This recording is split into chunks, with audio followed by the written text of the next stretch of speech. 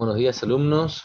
Mi nombre es Carlos Thompson y les voy a hablar del aparato digestivo, más específicamente del tubo digestivo.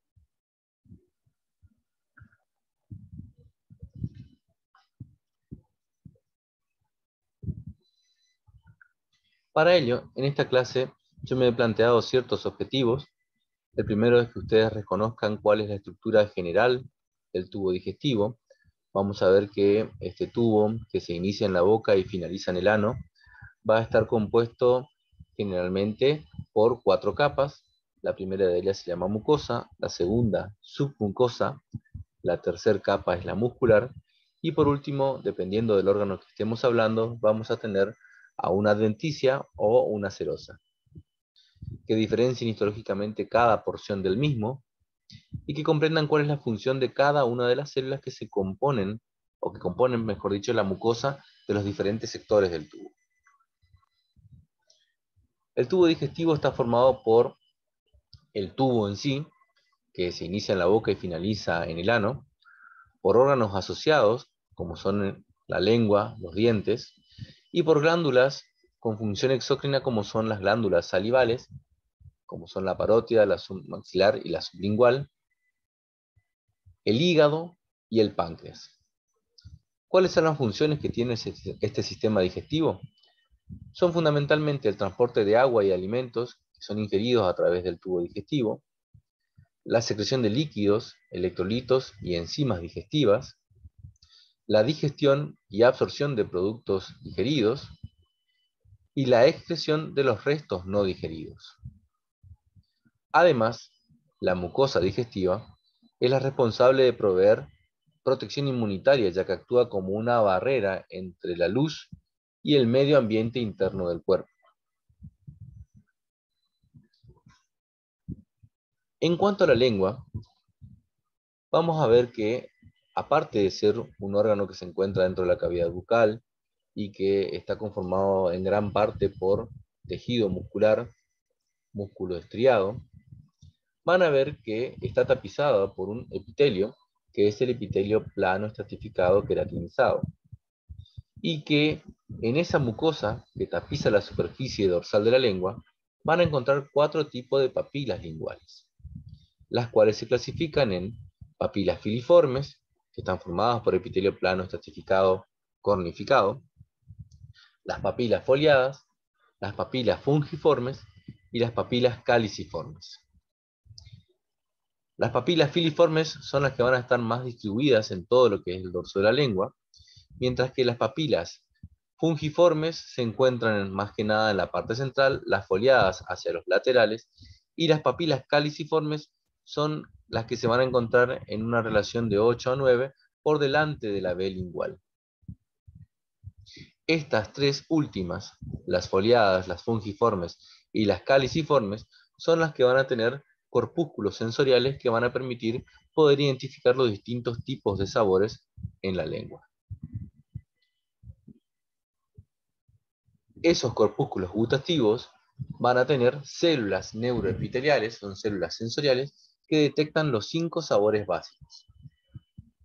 Van a ver que el sabor dulce se detecta en lo que es la punta de la lengua, el salado a ambos lados, ¿sí? Por detrás del sabor salado van a tener lo que es el sabor amargo, y por delante de la B lingual, perdón, el ácido, y por delante de la B lingual van a tener lo que es el sabor amargo. En el centro de la lengua van a poder percibir justamente lo que se describe como el sabor sabroso o umami. Aquí lo que están observando son los 4 tipos de papilas gustativas que van a tener, y teñidas con técnica de hematoxilina en un corte transversal de la lengua, donde observan el epitelio plano estratificado, ¿sí? Que en este caso está cornificado, formando estas papilas filiformes, por debajo un tejido conectivo, y luego por debajo de este el tejido muscular estriado. Aquí se observan las otras papilas, que son las papilas foliadas, que tienen una superficie más ancha, a diferencia de las filiformes, ¿sí? Y estas ya presentan unos centros más claros dentro del epitelio, que son justamente los que corresponden a los corpúsculos gustativos. Aquí observan un corte de una papila fungiforme. Y por último, las papilas caliciformes que presentan unas grandes depresiones a ambos lados y van a presentar también estos corpúsculos gustativos como le estaba nombrando, que lo vamos a ver ahora a mayor aumento. Aquí en este caso son papilas foliadas, ¿sí? Donde se observa este centro claro en el epitelio estratificado y que va a corresponder justamente a los corpúsculos gustativos. Aquí a la izquierda pueden observar un esquema de lo que correspondería al epitelio estratificado, que se abre en un poro, que es el poro gustativo, en el cual van a llegar las microvellosidades, las células sensoriales, que son estas que se observan aquí en el esquema de un color más violeta, que son las que van a transmitir el impulso, digamos, de la sensación a través de las fibras nerviosas, ¿sí? El resto de las células que están entre las células sensoriales corresponden a células de sostén. Aquí observamos a esas células de sostén y las células sensoriales que van a llevar el estímulo, ¿sí?, de las vías de la sensación gustativa a través del nervio. Bien, pero cuando hablamos de tubo digestivo, entonces yo les decía a ustedes que íbamos a tener en la estructura general 4 capas. Una primera capa que se denomina mucosa, que va a tener en su componente al epitelio, a una lámina propia de tejido conectivo y a una muscular de la mucosa, que está conformada por músculo liso. Luego se va a continuar con una submucosa.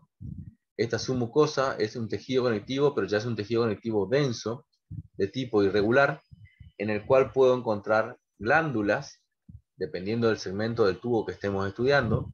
Van a ver que glándulas vamos a encontrar fundamentalmente a nivel, en la submucosa, a nivel de lo que es el esófago y a nivel del duodeno. Y también puedo encontrar tejido linfoide, vasos sanguíneos y un plexo nervioso que es el plexo de Meissner, que es el encargado justamente de inervar a la submucosa y a la mucosa para el estímulo de secreción de las glándulas.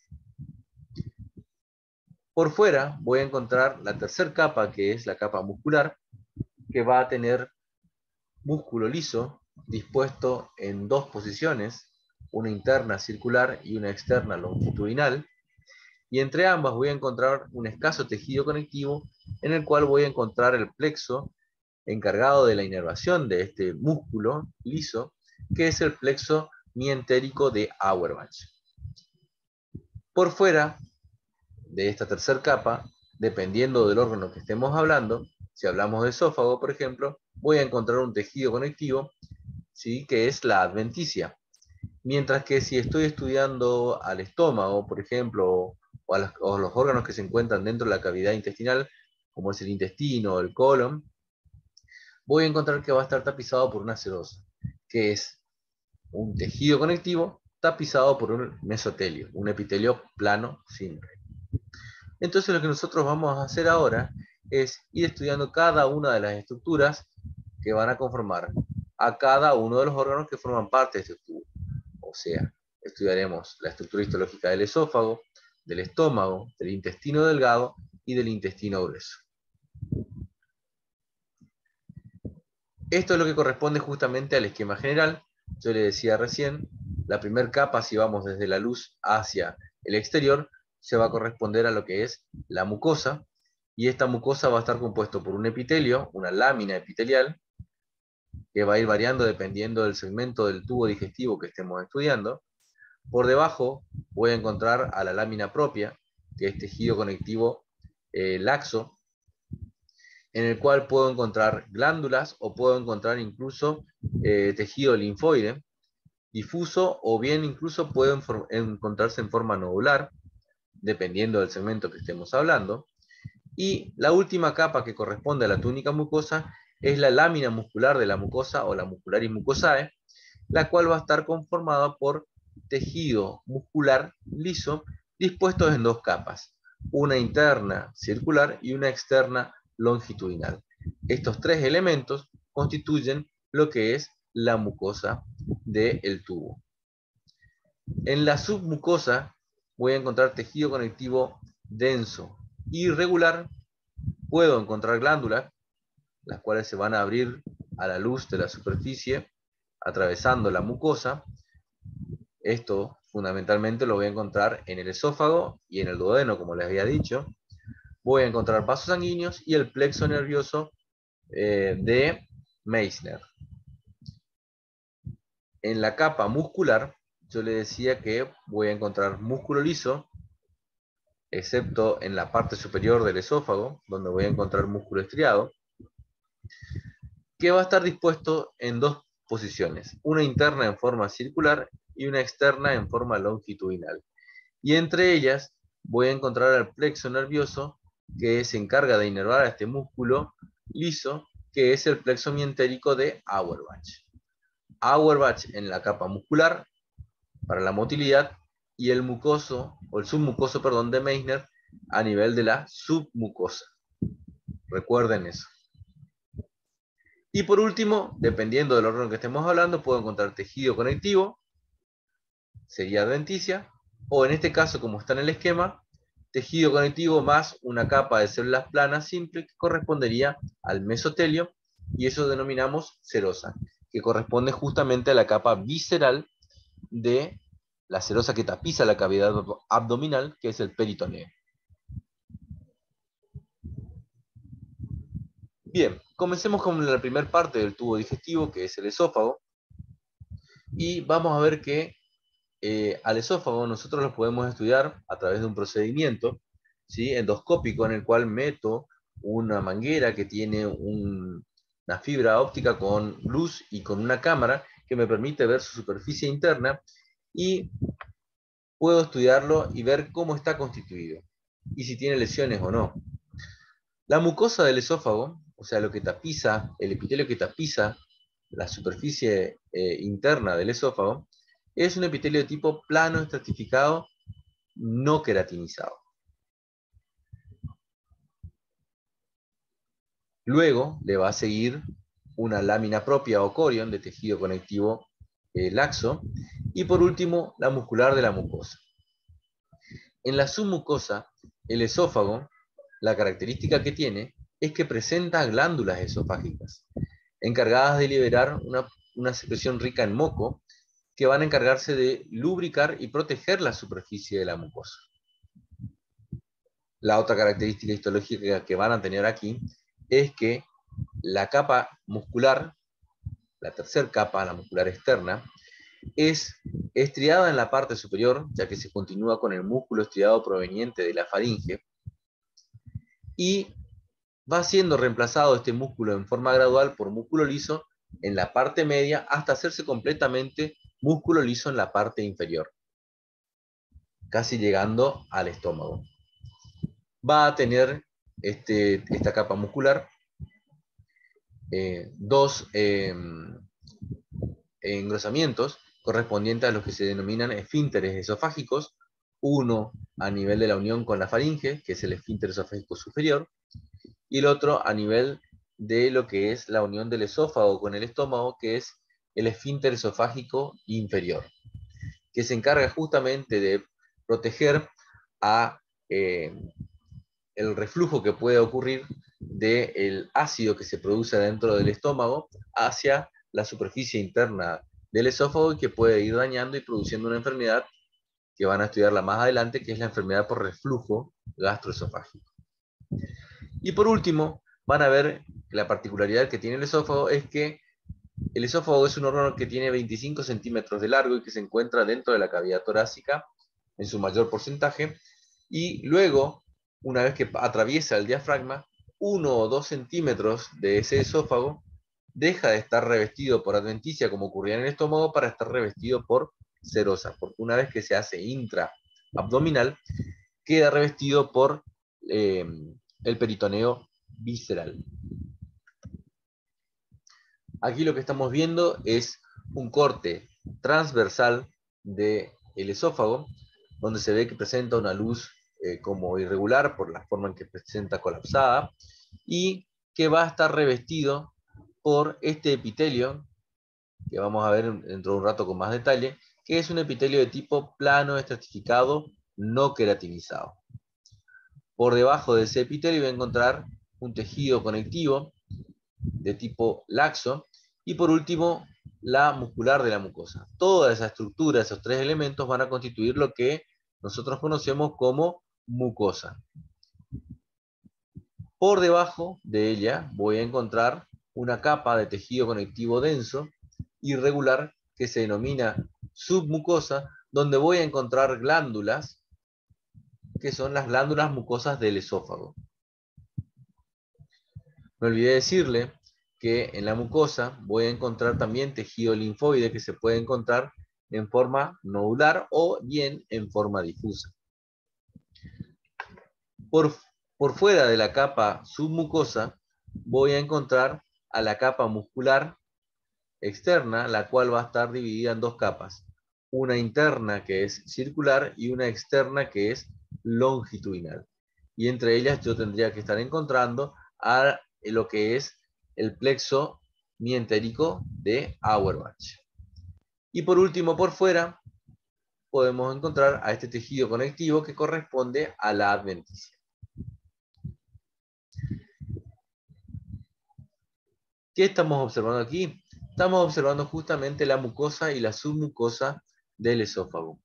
Ustedes pueden observar en este segmento al epitelio, la lámina basal del epitelio donde estaría, el tejido conectivo que va a formar a la lámina propia o corium, y luego lo que es la muscular de la mucosa que lo separa de la submucosa, donde voy a encontrar a estas glándulas, que son las glándulas esofágicas, que son glándulas de secreción mucosa.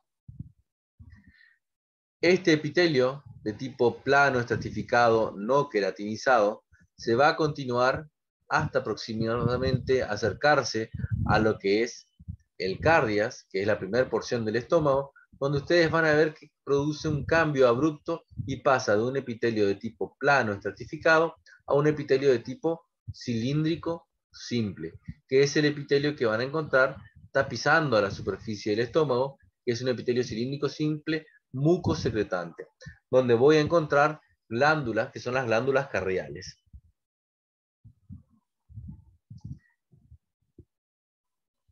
Aquí puedo observar con más detalle incluso la transición esófago-gástrica, donde el epitelio plano estratificado, sin estrato córneo, va a cambiar súbitamente a este otro epitelio, que es el epitelio cilíndrico simple, mucosecretante de la mucosa gástrica.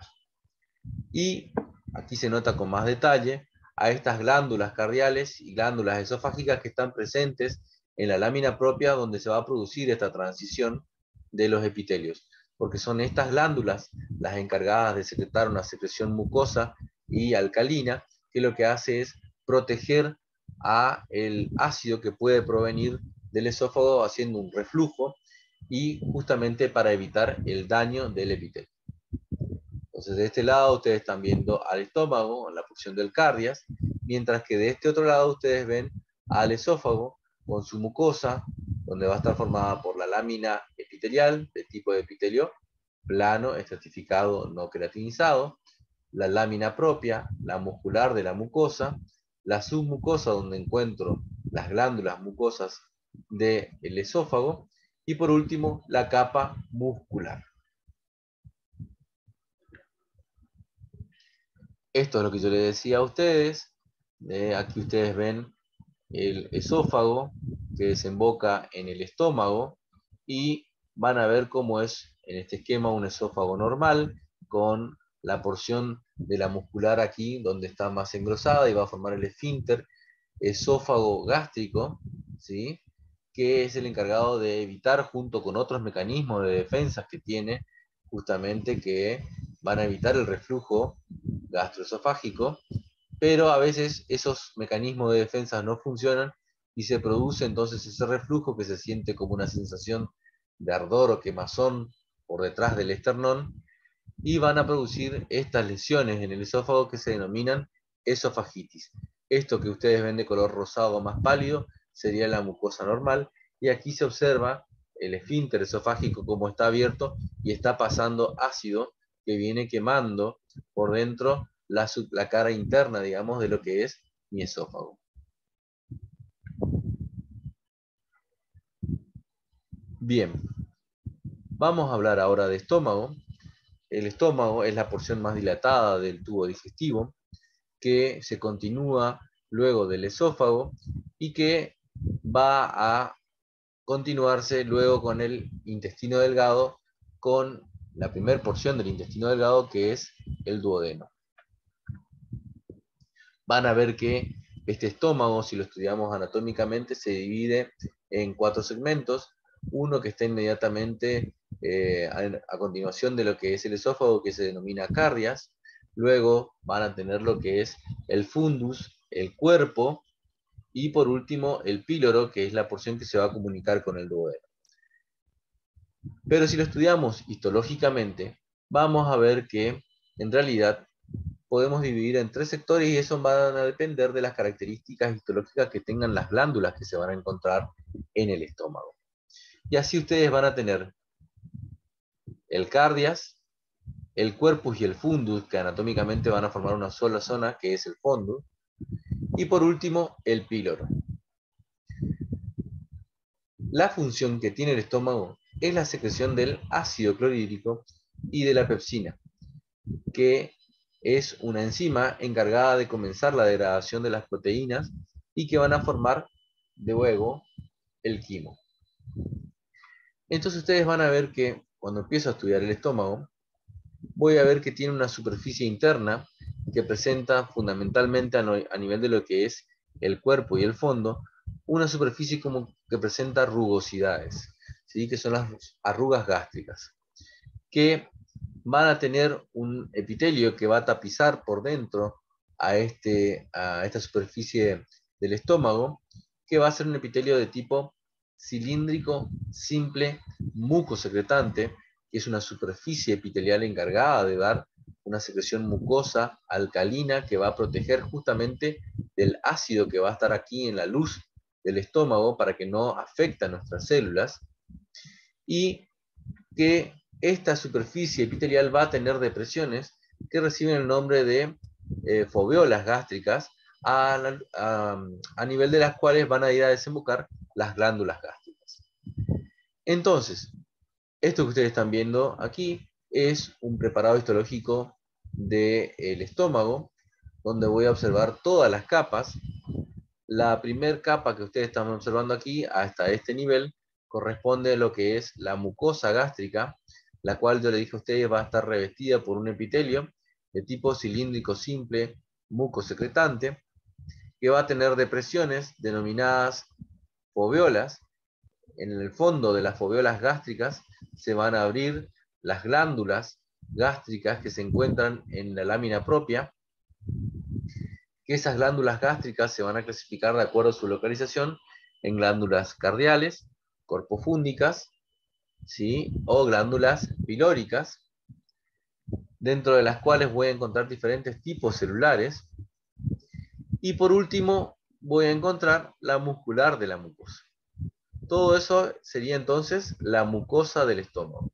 Fíjense las características histológicas cómo van cambiando de un segmento al otro, del esófago al estómago. Ya han cambiado muchas características y los principales cambios se van a dar a nivel de esta capa, de la capa mucosa. Luego la submucosa va a ser nuevamente tejido conectivo denso de tipo irregular, con grandes vasos, y donde voy a encontrar los plexos nerviosos de Meissner, el plexo submucoso de Meissner. La tercera capa va a corresponder justamente a la capa muscular, y aquí en el estómago existe una particularidad. En la estructura general yo le describí a ustedes una capa circular interna y una longitudinal externa. Bueno, aquí en el caso del estómago se agrega una tercera capa que tiene una disposición oblicua y que se encuentra en forma interna. Entonces van a tener 3 capas. La primera va a ser, si vamos de adentro hacia afuera, la oblicua. Luego van a tener la capa circular media. Y por último, la capa longitudinal externa. Y entre la circular y la longitudinal van a encontrar siempre al plexo mientérico o plexo de Auerbach, que es el encargado de realizar la inervación para la motilidad de lo que es el estómago. Y por fuera, aquí ya siempre van a encontrar, una vez que ingresamos a la cavidad abdominal, serosa, tejido conectivo más mesotelio. Ahora, lo que nosotros tenemos que concentrarnos siempre es en ver las características de la mucosa, y yo le decía a ustedes entonces que en esta mucosa van a tener el epitelio, de tipo cilíndrico simple mucosecretante, y glándulas que van a encontrarse en la lámina propia. Dependiendo de la localización, estas glándulas las clasificábamos en glándulas cardiales, corpofúndicas o glándulas pilóricas. Lo que nosotros vamos a hacer es describir las glándulas corpofúndicas, porque son en ellas justamente donde yo voy a encontrar los diferentes tipos celulares, y luego vamos a compararlas con las glándulas cardiales y las glándulas pilóricas. Aquí, a la izquierda, ustedes pueden ver un preparado de estómago, de la mucosa del estómago, en el cual van a encontrar que esa superficie va a estar revestido por un epitelio de tipo cilíndrico simple, que luego hace una depresión que recibe el nombre de fosita gástrica, el cual va a estar tapizado por estas células mucosas superficiales, y que en el fondo de esa fosita gástrica se va a abrir una glándula gástrica. Estas glándulas gástricas van a tener 5 tipos celulares diferentes. Esas glándulas gástricas se extienden hasta la muscular de la mucosa, o sea, hasta el límite entre lo que es la mucosa de la submucosa. Y va a constar de 3 partes o segmentos: un fondo, un cuello y un segmento que lo comunica con la fosita gástrica, que se denomina istmo. Es en el istmo donde ustedes van a encontrar el primer tipo celular, que son las células madres pluripotentes, encargadas de originar al resto de las células, que si se dirigen hacia abajo van a ser las células parietales o células principales o células enteroendocrinas, o si se van hacia arriba van a originar a las células mucosas superficiales. Entonces, en el istmo es donde ustedes van a encontrar fundamentalmente a las células pluripotentes. Luego, el otro tipo celular que voy a encontrar son las células mucosas, pero son células mucosas que se encuentran en el cuello de la glándula. Estas células son encargadas de secretar una secreción, como le dice su nombre, mucosa, que lo que va a hacer es proteger a la superficie epitelial de la secreción ácida que se va a producir en las células parietales. En el cuello también voy a encontrar a células parietales y células principales. Las células parietales son muy fáciles de identificar. Son células grandes que se tienen el citoplasma acidófilo intenso, con núcleos esféricos de disposición basal y que presentan unos canalículos que son llamados canalículos intracelulares. Son células que tienen abundante cantidad de mitocondrias, porque la función que tienen es la de formar el ácido clorhídrico a partir del bombeo de protones hacia esos canalículos intracelulares, que luego van a terminar uniéndolo con cloro para formar así el ácido clorhídrico. Además, esta célula parietal libera una sustancia que es el factor intrínseco de Castell, una proteína que sirve para unirse a la vitamina B12 para luego poder ser absorbida a nivel del intestino delgado. El otro tipo celular que van a encontrar corresponde ya a células que se encuentran más hacia la porción del fondo, que son las células enteroendocrinas, las cuales ustedes van a ver que se pueden encontrar de 2 tipos.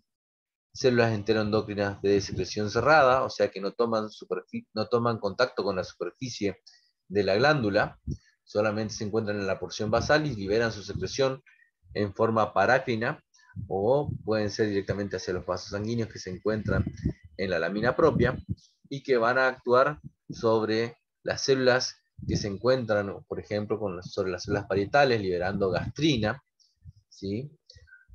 o bien pueden ser células enteroendocrinas abiertas que toman contacto con la luz, con la superficie de la luz de la glándula y pueden de esa forma captar estímulos para poder enviar nuevamente un estímulo de secreción, por ejemplo, liberando cualquiera de las hormonas que actúan en forma parácrina a nivel del tubo digestivo. Ahora les voy a mostrar un esquema donde se observa bien lo que les explico esto de células enteroendocrinas abiertas y células enteroendocrinas cerradas. El último tipo celular que me estaría faltando describir corresponde a las células principales que se ubican fundamentalmente en la parte del fondo de la glándula y que van a tener la característica de ser células basófilas, ya que tienen núcleos de disposición basal, con abundante retículo endoplásmico rugoso, lo que hace que la porción basal de la célula adquiera esa coloración, mientras que la porción apical, por el acúmulo de sus gránulos de secreción, tiene una ligera acidofilia. Y en esos gránulos lo que se acumula justamente es una proteína, una enzima, que es el pepsinógeno, el cual va a ser liberado a la luz de la glándula y luego cuando llegan a la superficie, por acción del ácido clorhídrico, ese pepsinógeno se transforma en pepsina, que es una enzima encargada de hidrolizar, de romper las uniones de los aminoácidos y comenzar así la digestión. En conclusión, entonces, en el estómago, ustedes van a encontrar, utilizando acá ahora este esquema, lo que es la superficie epitelial del estómago, ¿sí? Tapizado por esas células de revestimiento, que son las células de epitelio cilíndrico, simple, mucosecretante, que ese epitelio hace invaginaciones, que se denominaban entonces foveolas gástricas, a nivel del cual se van a abrir estas glándulas, dentro de las cuales yo voy a encontrar los diferentes tipos celulares y que estas glándulas se van a clasificar de acuerdo a su localización en glándulas cardiales, glándulas corpofúndicas y glándulas pilóricas. Los distintos tipos celulares van a corresponder a lo que es las células pluripotenciales o células madres, que son las que se encontraban a nivel del istmo, que son las que se dividían para originar, si se iba la célula hacia la superficie, más células de revestimiento, o si se iban hacia el interior, hacia el fondo de la glándula, en los otros tipos celulares que son las células mucosas del cuello, encargadas de liberar mucus, en células principales, que se ubican fundamentalmente en la porción del fondo de la glándula, encargada de liberar el pepsinógeno, en células parietales u oxínticas, que se encargan de liberar el ácido clorhídrico y el factor intrínseco de Castell, y en células enteroendocrinas, encargadas de liberar hormonas como son la gastrina, la somatostatina, etc. Entonces ustedes aquí ven esquemas que son sacados del ROS, donde se encuentra, por ejemplo, un esquema de una célula principal que tiene esta forma de pirámide truncada. En la porción basal se va a encontrar el núcleo, que es esférico, rodeado de retículo endoplásmico rugoso, ¿sí? Lo que hace que la célula vaya a adquirir después ese color basófilo, mientras que en la porción apical se encuentran sus gránulos de zimógeno, donde van a estar la enzima, que es el pepsinógeno. A diferencia de la célula parietal, ¿sí? O oxíntica, que es una célula que tiene un núcleo ovalado o esférico y que va a tener muchas mitocondrias, y la característica más importante que tiene es la presencia de estos canalículos intracelulares, a los cuales van a estar asociadas las proteínas de bomba de protones, encargadas de bombear justamente protones hacia la luz para luego unirse con el cloro y formar el ácido clorhídrico. Estos son los ejemplos que yo les nombraba recién de las células enteroendocrinas. Acá tienen la membrana basal de la célula, del epitelio, perdón, de la glándula, una célula y otra célula que van por encima de esta célula, que es la célula enteroendocrina, la cual libera entonces directamente sus gránulos de secreción a las hormonas que produce, ¿sí? Que pueden ser cualquiera de estas, somatostatina, para inhibir la secreción, motilina, VIP, secretina, colecistoquinina o gastrina, ¿sí? Dependiendo del segmento de que estemos hablando, para ir a estimular o inhibir la secreción de alguna de las células, dependiendo del tubo, de la parte del tubo que estemos hablando, y estas que no toman contacto con la luz, decimos entonces que son células enteroendocrinas de tipo cerradas, mientras que la que toman contacto con la luz, hablamos de células enteroendocrinas abiertas. Bien, aquí ven algunas de las acciones fisiológicas de las distintas hormonas que se producen a nivel de, el tubo digestivo.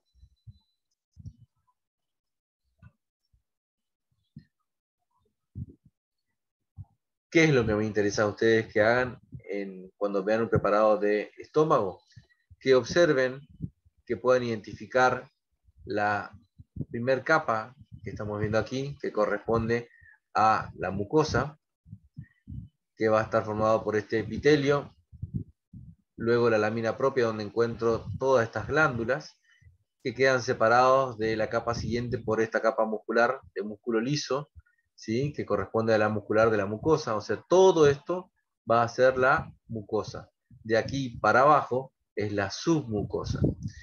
Que vayan a identificar a mayor aumento el epitelio, que van a encontrar recubriendo la superficie del estómago, que es este epitelio de tipo cilíndrico, simple, mucosecretante. Por eso ustedes están viendo acá con una técnica de Paz cómo se tiñe intensamente la parte apical del epitelio, ya que es el encargado de justamente producir esta secreción mucosa rica también en bicarbonato y tener un pH alcalino. Luego, que vayan hacia una de las foveolas gástricas y vayan hacia la porción final, fundamentalmente de las glándulas que se encuentran allí, para poder identificar los otros tipos celulares y fundamentalmente identificar a las células principales de las células parietales.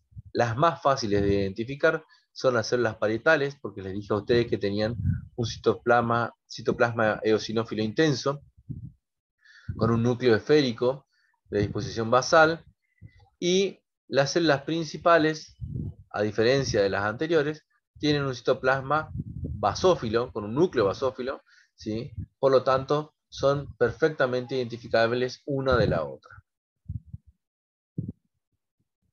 Aquí, con una técnica también de hematoxilina-eosina, mucho más linda la imagen, pueden observar bien a las células parietales y diferenciarlas de las células principales.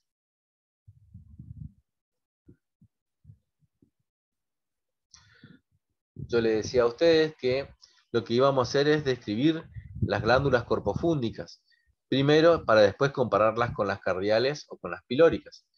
Y hice eso por el hecho de que en las glándulas corpofúndicas ustedes van a encontrar todos los tipos celulares que acabamos de describir, o sea, las células pluripotentes, las células mucosas secretoras del cuello, las células oxínticas, las células principales, las células enteroendocrinas. Mientras que en las glándulas cardiales o en las glándulas pilóricas van a ver que las células que van a predominar son fundamentalmente las células mucosecretantes y pueden encontrarse células enteroendocrinas, pero no van a encontrar, o van a encontrar con muy pocas, con muy escasamente, a las células principales o las células parietales. O sea que en las cardiales y en las pilóricas predominan las células mucosas y las células enteroendocrinas. Para poder identificar mejor a las células enteroendocrinas, lo ideal es hacer métodos de tinción, de inmunomarcación, donde van a poder identificar así el producto de secreción, como en este caso, que tiñe a la gastrina, que es la hormona que producen estas células, y aquí están viendo justamente a las células G, encargadas de producir gastrina, que lo que hace es ir y estimular a las células parietales. Esas células parietales van a poder ser estimuladas por gastrina, por acetilcolina o por histamina, por ejemplo. Este es el método que se utiliza para estudiar el estómago. Van a ver que es lo que se conoce con el nombre de videoendoscopía, en la cual se introduce la manguera que me permite estudiar no solo el estómago, sino también, perdón, no solo el esófago, sino también me permite estudiar al estómago e incluso la primera porción del intestino delgado, o sea, el duodeno, lo cual lo puedo observar a través de un monitor y ir viendo cuáles son las lesiones que pueden presentarse a nivel de ese estómago cuando se produce el desbalance entre la secreción mucosa que me protege la superficie y la secreción ácida que se produce en las células parietales. Y así van a ver, por ejemplo, casos con donde van a encontrar gastritis o donde pueden encontrar úlceras gástricas, ¿sí? O neoplasias. Bien, a continuación del estómago, aquí vemos en el esquema el esófago, luego el estómago que está resecado, está cortado, ¿sí? Sacaron la porción del estómago y van a ver que ese estómago se continúa con el intestino delgado. El intestino delgado va a estar formado por 3 segmentos. Uno de 25 centímetros aproximadamente en forma de C, que se continúa luego del píloro, que recibe el nombre de duodeno, que va a tener una primera porción, una segunda, una tercera y una cuarta porción, que va a terminar en la unión eh, duodeno-yeyunal, a partir del cual va a continuarse con un segmento de aproximadamente 2,5 metros de largo, que recibe el nombre de yeyuno, y que luego se va a continuar con un segmento de aproximadamente 3,5 metros de largo, que se denomina ilion. El duodeno, el yeyuno y el ilion va a constituir lo que es el intestino delgado, que tiene como función transportar el quimo, completar la degradación química, ya que es justamente allí van a desembocar 2 glándulas más, que son el hígado y el páncreas, que van a liberar su secreción exócrina en la segunda porción del duodeno, que va a colaborar con lo que es el resto de la digestión que se produce y de la absorción que se va a producir a nivel del intestino delgado. Y para que se produzca esta absorción, yo tengo que tener en mi intestino elementos que me permitan aumentar la superficie de absorción. Y entonces van a ver que la luz del intestino delgado va a presentar estos pliegues que reciben el nombre de pliegues o válvulas conniventes, que abarcan aproximadamente el 2/3 de la circunferencia y que tienen una sobreelevación que son visibles a simple vista, como están viendo aquí. Esto es un corte longitudinal del intestino delgado, donde se ven justamente estos pliegues que sobresalen hacia la luz y que reciben entonces el nombre de pliegue o válvulas conniventes. Que en este esquema ustedes ven un corte transversal del tubo y ven que cómo se proyectan hacia la luz estas prolongaciones que reciben entonces el nombre de válvulas conniventes. ¿Y en qué consiste un pliegue o válvula connivente? En una evaginación de la mucosa con un núcleo central de submucosa. Ahora los vamos a ver bien, pero este concepto es fundamental que ustedes lo conozcan. Un pliegue o válvula connivente es una evaginación de la mucosa con un núcleo central de submucosa.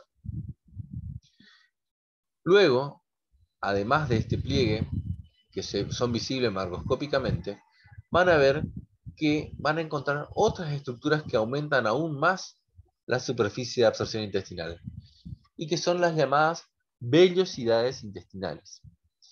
Estas vellosidades intestinales son prolongaciones o evaginaciones en forma de dedos digitiformes, ¿sí?, de la mucosa. O sea que van a tener un eje de lámina propia revestido por el epitelio de tipo cilíndrico simple con microvellosidades que se encuentra en la superficie del intestino. Y por último, les acabo de decir recién, si ustedes analizan el epitelio que recubre la superficie, van a encontrar que van a tener el tercer elemento que aumenta la superficie de absorción y que corresponde justamente a una especialización de la membrana apical de la célula del enterocito, que son las microvellosidades. Estos tres elementos, si vamos de menor a mayor, la microvellosidad, la vellosidad y los pliegues, son los elementos que aumentan las superficies de absorción intestinal para que en ese lugar o en ese segmento se pueda producir justamente la absorción de todos los nutrientes y de agua.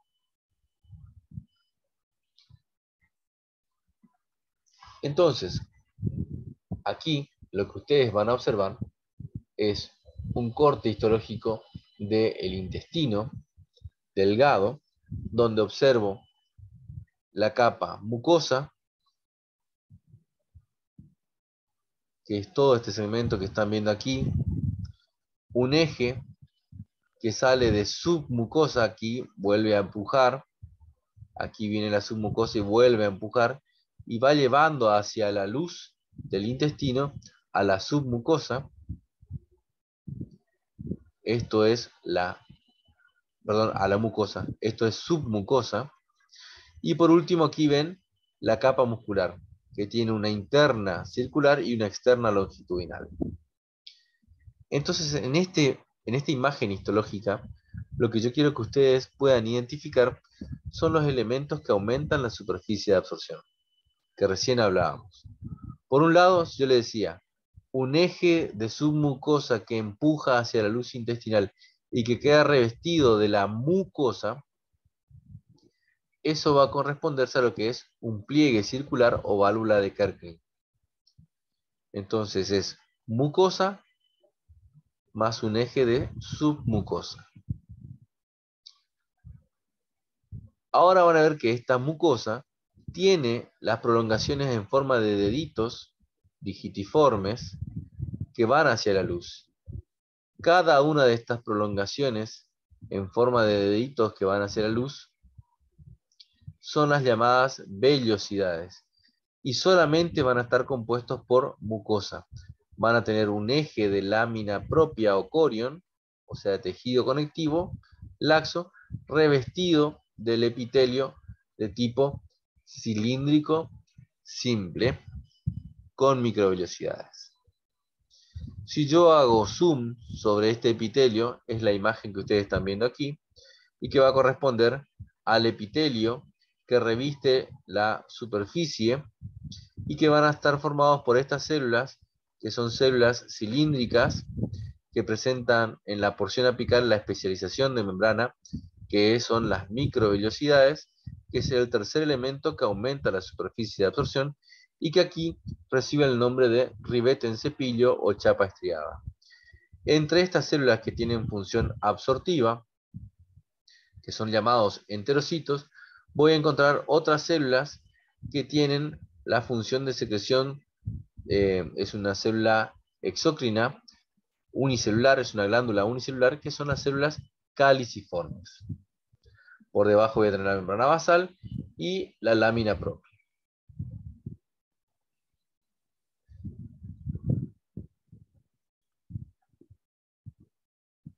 Aquí lo que estamos viendo es un esquema de estas vellosidades digitiformes, que son las vellosidades intestinales, que yo les decía a ustedes van a tener un eje de tejido conectivo laxo, que es la lámina propia, en el cual en el centro siempre voy a encontrar vasos sanguíneos, y este vaso que ustedes están viendo aquí, que es un vaso quilífero,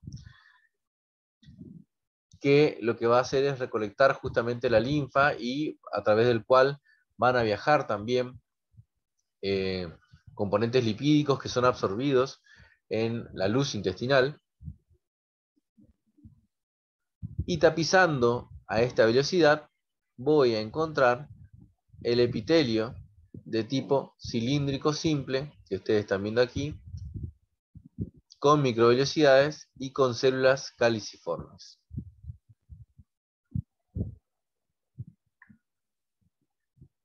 Estas vellosidades intestinales, en el fondo, entre vellosidad y vellosidad, van a hacer una invaginación que va a llegar hasta casi la muscular de la mucosa y que va a recibir el nombre de glándula o cripta del Lieberkühn. esas glándulas o criptas de Lieberkühn van a ser el lugar donde yo voy a encontrar a las células pluripotentes o células madres que van a ir a reemplazar, si se van hacia arriba, al epitelio absortivo, o si se van hacia abajo, al resto de las células que van a encontrarse en las glándulas o criptas de Lieberkühn. Entonces ustedes aquí ven la punta de una velocidad intestinal en el esquema, donde encuentro fundamentalmente los dos tipos celulares, las células absortivas o enterocitos, las células caliciformes, ¿sí? Las células absortivas o enterocitos con sus microvelocidades, que van a formar la chapa estriada, y a medida que van bajando, voy a encontrar a mis glándulas o criptas de Lieberkühn, donde voy a encontrar los otros tipos celulares, que van a ser las células encargadas de regenerar, o células madres pluripotentes, las células enteroendocrinas, que forman parte del sistema APUT, ¿sí? Y por último, en el fondo de estas glándulas, las células de Panet, que son las encargadas de la inmunidad innata, ya que son ellas las encargadas de producir enzimas bactericidas, lisosimas, zinc, que nos protegen justamente de las bacterias que se encuentran en la luz intestinal.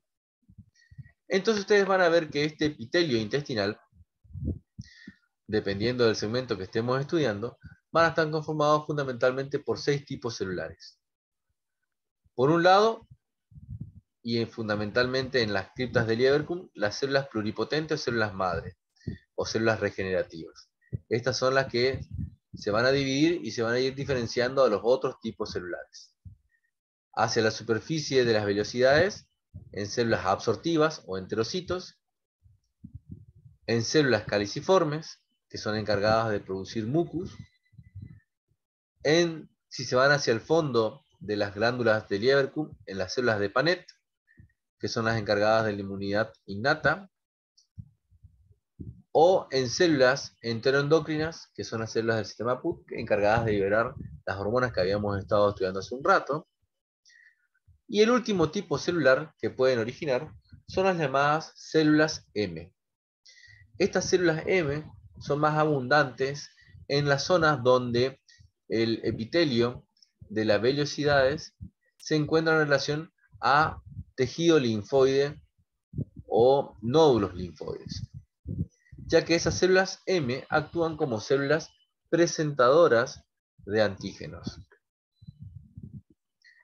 Aquí estamos viendo preparados teñidos con técnica de hematoxilina-eosina, donde vamos a ver las vellosidades intestinales,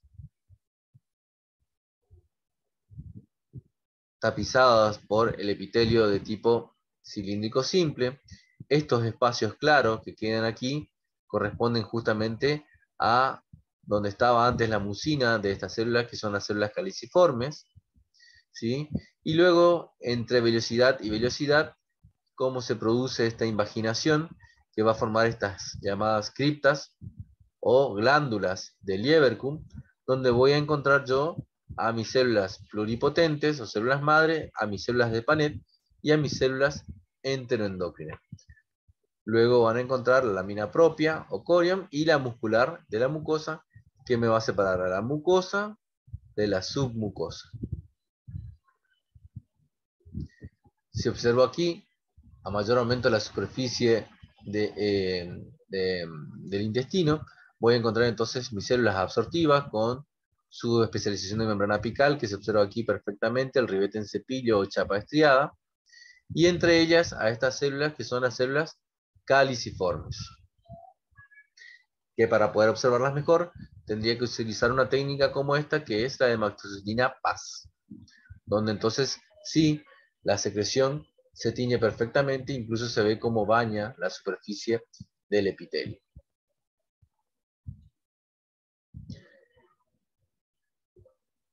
Estas células que ustedes están viendo aquí esquematizada, que presenta micropliegues, se corresponde justamente a la célula M, que tiene la capacidad de justamente de realizar esta prolongación citoplasmática, la cual puede encerrar linfocitos que van a quedar ubicados dentro del epitelio del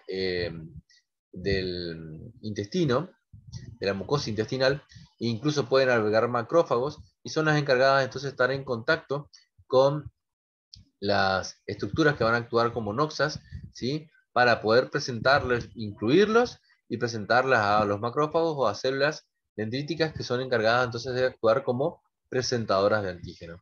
Esta misma célula se observa aquí entre esto que corresponden justamente a las microvellosidades de los enterocitos.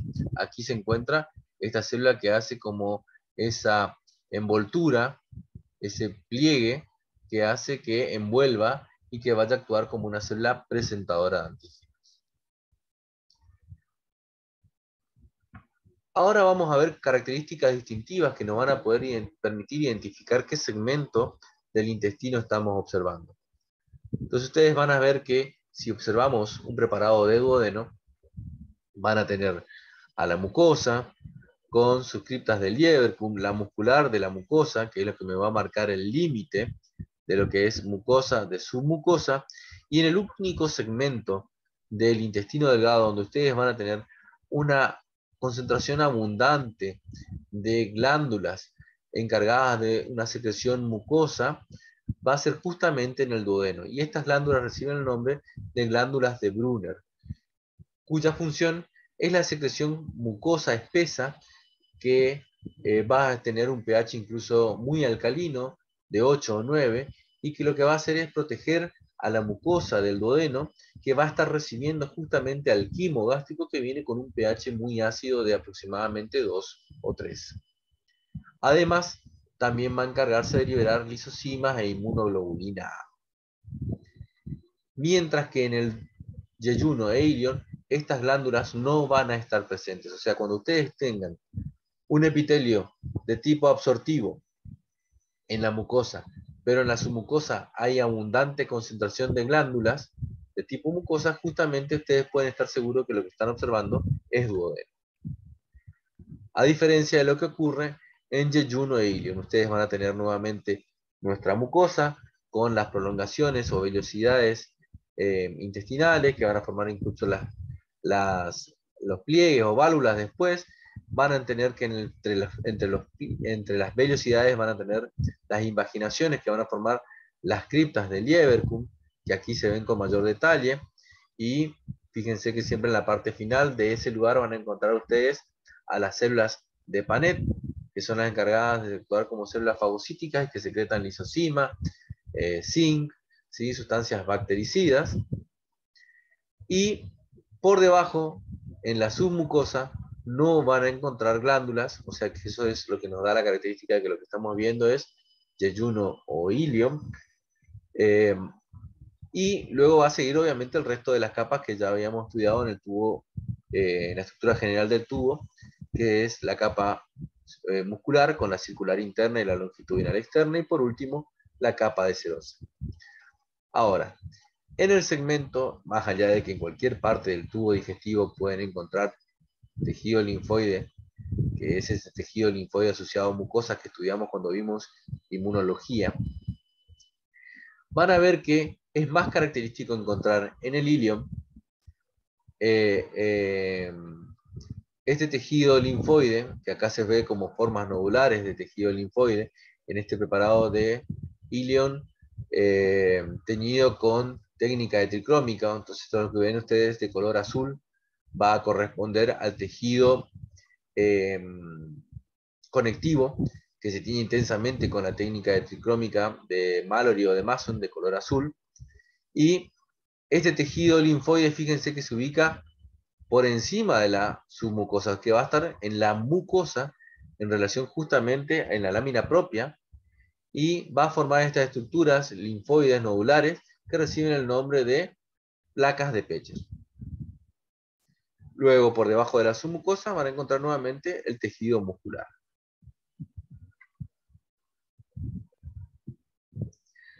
Yo les decía a ustedes que con la videoendoscopía yo podía estudiar el esófago, el estómago, o la primera porción del duodeno. Hasta ahí puedo alcanzar con la videoendoscopía, y me permiten ver, por ejemplo, las características de si se observa, porque justamente yo les decía a ustedes que macroscópicamente se observan los pliegues o válvulas conniventes, puedo llegar a ver las vellosidades intestinales, ¿sí?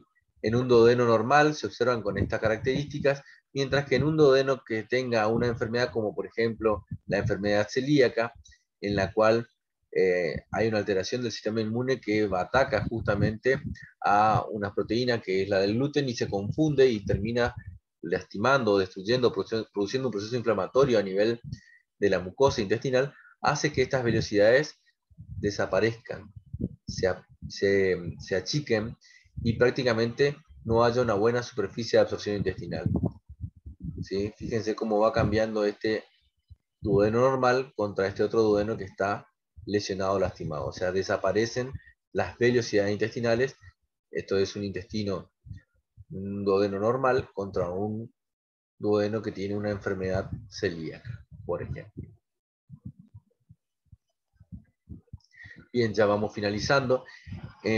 Con respecto al intestino grueso, vamos a decir que luego del ilion, de la unión que se produce entre el intestino grueso, entre el intestino delgado y el intestino grueso, va a haber un engrosamiento nuevamente de la capa muscular que va a formar justamente el esfínter que va a separar lo que es el intestino grueso del intestino delgado, evitando que se produzca justamente el reflujo de este material que va a caer ya al intestino grueso, que generalmente es un material que va a ir a terminar a formar lo que es la materia fecal.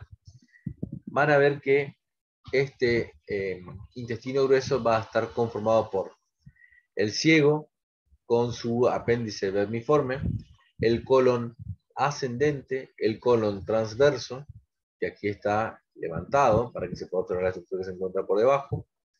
Luego van a tener el colon descendente, el colon sigmoideo, el recto y el canal anal. ¿Cuál es la función que se va a producir o que se va a desarrollar en el intestino grueso? Fundamentalmente aquí ya es la absorción de agua y de sales inorgánicas. Y la secreción de mucina, o sea, de mucus, por células caliciformes, para ir terminando a formar lo que va a ser la materia fecal. Aquí, para el estudio, lo que hacemos es introducir una sonda nuevamente, pero ahora ya por el canal anal, y podemos llegar a explorar todo el colon, incluso llegar hasta el ciego. Y este procedimiento se llama colonoscopía, en el cual ustedes van a observar las características de la luz del intestino grueso, el cual van a ver que tiene como característica es que ya no va a presentar esos pliegues o válvulas conniventes que ustedes veían a nivel del intestino delgado, ya es una superficie más lisa, que incluso si lo observan macroscópicamente, anatómicamente, van a ver que este colon tiene un aspecto más grueso, más dilatado, y que su capa muscular, sobre todo lo que estamos hablando de la longitudinal externa, ¿sí?, va a presentarse en forma de bandas, en forma de 3 bandas que van a recorrer el colon y van a dar estas estructuras que se denominan tenias. Esas tenias van a hacer que adquieran el colon estas estructuras en aspecto de lobulaciones o globos que se denominan austras colónicas.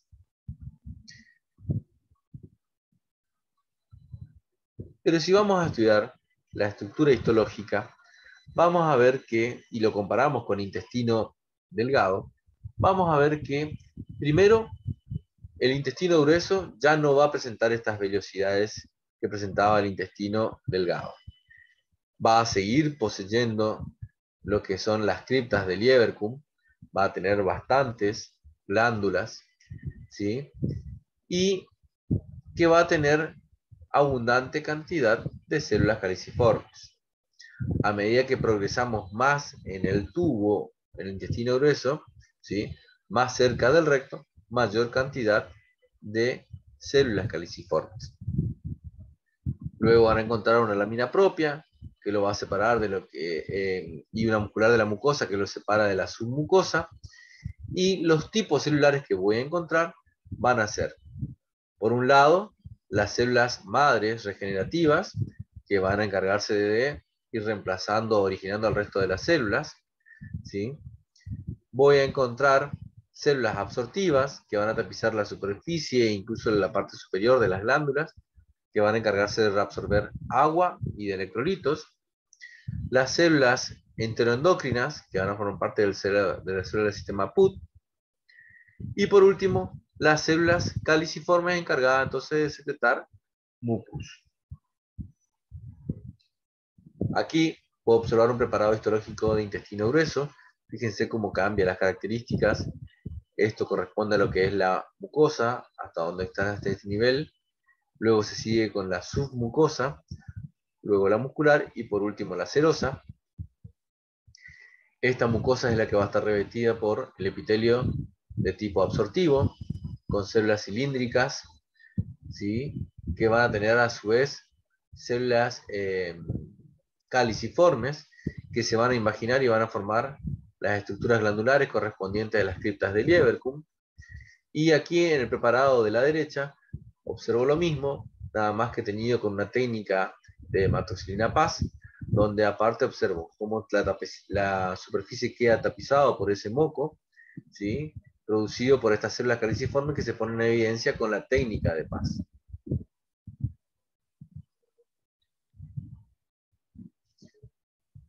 Aquí tengo un corte transversal de lo que es la mucosa a nivel ya rectal.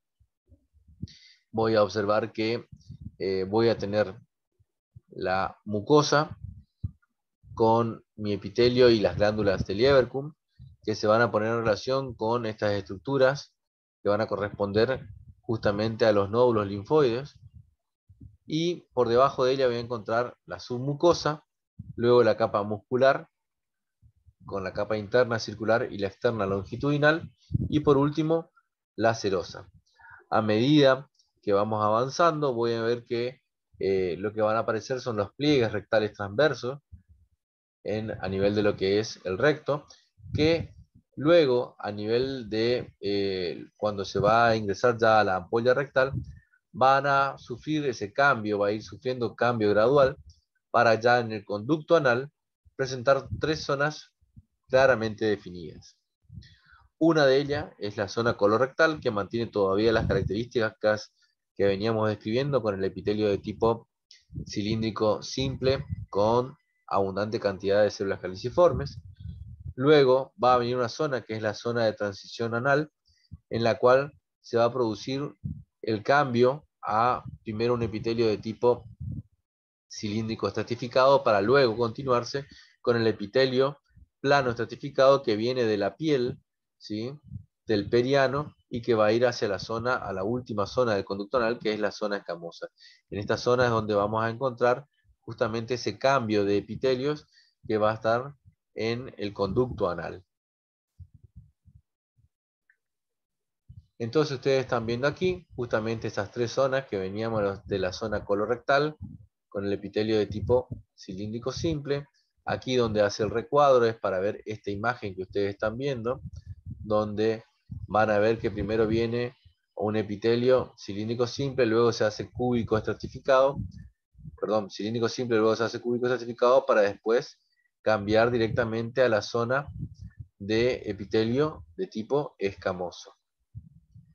Por debajo van a encontrar la submucosa y luego la capa muscular, donde va a tener un engrosamiento que va a formar lo que es el esfínter anal interno, del que es de la musculatura lisa, de la capa interna de la musculatura lisa, a diferencia de este otro esfínter que es de musculatura estriada, que es el esfínter anal externo.